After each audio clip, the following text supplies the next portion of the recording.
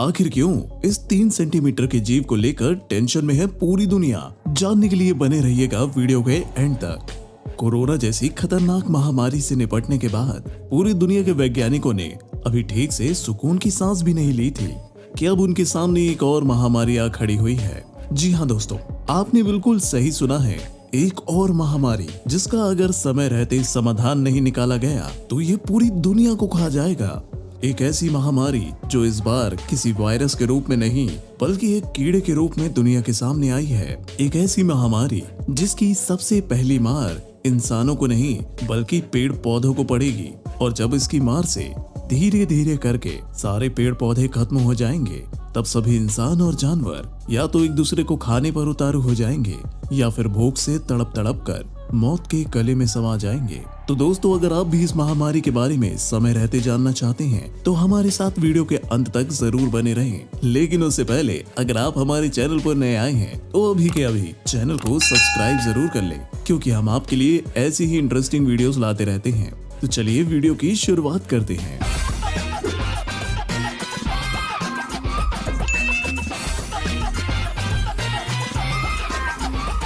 दोस्तों, अगर आप साइंस के स्टूडेंट रह चुके हैं तो आपको प्लेटफॉर्म या फिर प्लेटीहेल्मिन्थेस के बारे में तो पढ़ा ही होगा। ये एक तरह के चपटे कीड़े होते हैं जो अक्सर नमी वाली जगहों पर जैसे झील तालाबों के किनारे पर पाए जाते हैं।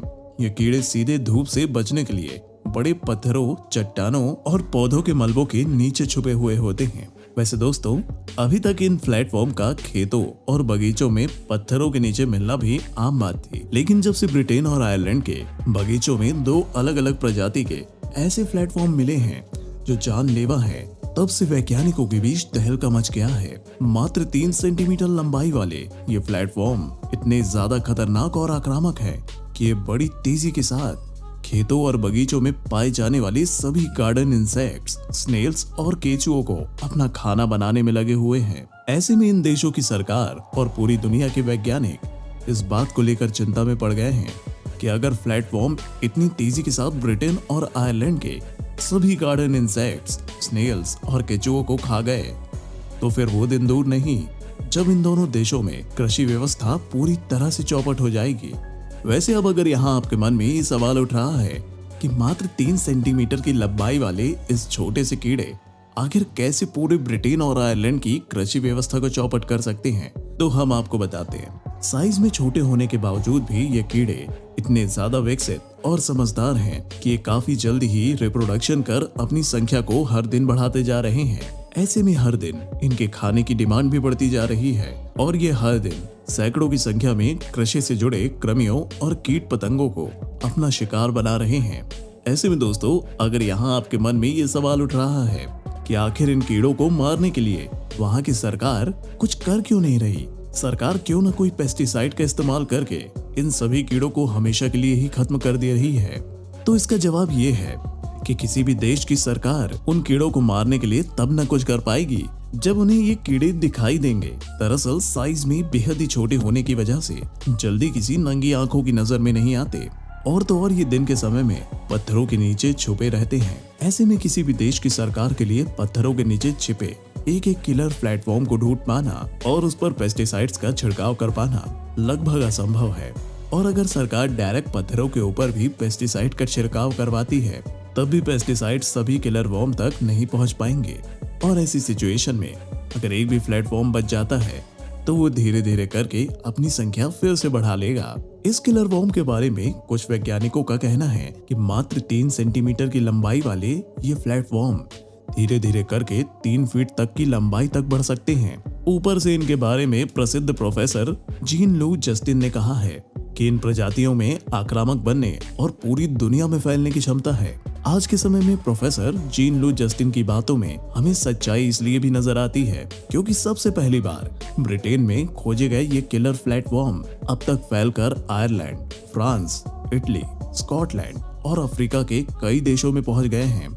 और अब वो दिन दूर नहीं जब ये इसी तरह से फैलकर पूरी दुनिया को अपनी चपेट में ले लेंगे। वैसे दोस्तों, यहाँ आपके मन में ये सवाल आना भी लाजमी है कि आखिर कैसे इन छोटे से दिखने वाले कीड़ों ने एक देश से दूसरे देश में जाने का सफर तय किया। तो इसका जवाब हम आपको बता दें, इन्होंने ये काम खुद नहीं किया है। बल्कि इन्हें एक देश से दूसरे देश एरोप्लेन और अन्य यातायात के साधनों के जरिए हम इंसानों के द्वारा ही पहुंचाया गया है। दरअसल हर महीने ब्रिटेन से दूसरे देशों में साग सब्जियों का आयात और निर्यात किया जाता है। ऐसे में किलर प्लेटफॉर्म उन सब्जियों में चिपक कर बड़ी आसानी से एक देश से दूसरे देश पहुंच जाते हैं। और यही वजह है कि ब्रिटेन की सरकार ने ऐसे बयान दिए हैं कि ये किलर प्लेटफॉर्म्स उनके देश के मूल नहीं है, बल्कि ये प्लेटफॉर्म्स न्यूजीलैंड और ऑस्ट्रेलिया से सब्जियों के आयात के जरिए उनके देश में पहुंचे हैं। और इसीलिए ब्रिटेन की सरकार ने इन दोनों खतरनाक प्रजातियों को ऑस्ट्रेलियन और न्यूजीलैंड प्लेटफॉर्म का नाम दिया है। इन प्लेटफॉर्म की ट्रेवल हिस्ट्री के बारे में इतना सब कुछ जानने के बाद भी अगर आपको यहाँ जरा सा भी इस बात का डाउट है कि आखिर ये कीड़े साग सब्जियों में चिपक कर एक देश से दूसरे देश तक कैसे जा सकते हैं, तो हम आपकी जानकारी के लिए बता दें कि पहले के समय में ब्रिटेन में मूल रूप से प्लेटफॉर्म की सिर्फ 4 ही प्रजातियां पाई जाती थी। लेकिन धीरे धीरे करके जब ब्रिटेन में सब्जियों का आयात निर्यात चालू हुआ तो इसके जरिए ब्रिटेन में प्लेटफॉर्म की 17 प्रजातियां पहुंच गई। और अब तो ब्रिटेन का ये हाल है कि वहां विदेशी प्लेटफॉर्म की संख्या उनके मूल प्लेटफॉर्म से कई गुना ज्यादा हो चुकी है। इन सभी विदेशी प्लेटफॉर्म के बारे में वैज्ञानिकों का कहना है कि ब्रिटेन के मूल प्लेटफॉर्म के कंपैरिजन में सभी विदेशी प्लेटफॉर्म मुख्य रूप से केचुए को ही अपना खाना बना पाते हैं। ये केचुओं को जिंदा निगल जाते हैं और फिर उन्हें पूरी तरह से पचाने के बाद गुलाबी रंग के पोप के रूप में बाहर निकालते हैं। इन सभी विदेशी प्लेटफॉर्म के बारे में वैज्ञानिकों का कहना है। इसके अलावा ब्रिटेन के वैज्ञानिकों का ये भी कहना है कि पहले भी इन विदेशी प्लेटफॉर्म की वजह से ब्रिटेन की कृषि व्यवस्था में परेशानी आती थी।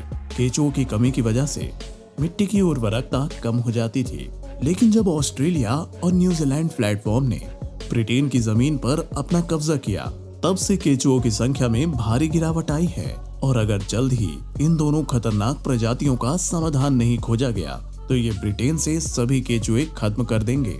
दोस्तों, इन खतरनाक किलर प्लेटफॉर्म का मामला ब्रिटेन में अब इतना ज्यादा सीरियस हो चुका है कि वहां की सरकार ने यह ऐलान करवा दिया है कि किसी को भी अपने खेतों या बगीचों में ये किलर प्लेटफॉर्म्स दिखाई दे तो लोग इन्हें हाथों से न छुएं, क्योंकि इनके शरीर से निकलने वाला केमिकल इंसानों की स्किन के लिए नुकसानदेह हो सकता है। इसीलिए सरकार ने इन्हें मारने के लिए इन पर नमक का छिड़काव करने की सलाह दी है। नमक का छिड़काव करते ही इन प्लेटफॉर्म के शरीर से पानी निकल कर बाहर आ जाएगा और ये वहीं दम तोड़ देंगे। इसके अलावा दोस्तों, अगर कोई इंसान ये सोचता है कि वो चाकू से काट कर या मसल कर इन्हें मार सकता है, तो हम आपको बता दें ऐसा बिल्कुल भी पॉसिबल नहीं है, क्योंकि ज्यादातर प्लेटफॉर्म्स के अंदर खुद को रीजनरेट करने की क्षमता होती है। यानी कि अगर आप एक प्लेटफॉर्म को चाकू से 2 हिस्सों में भी काट देते हैं तो भी वो कुछ दिनों के बाद रीजनरेशन करके 2 प्लेटफॉर्म में बदल जाएंगे।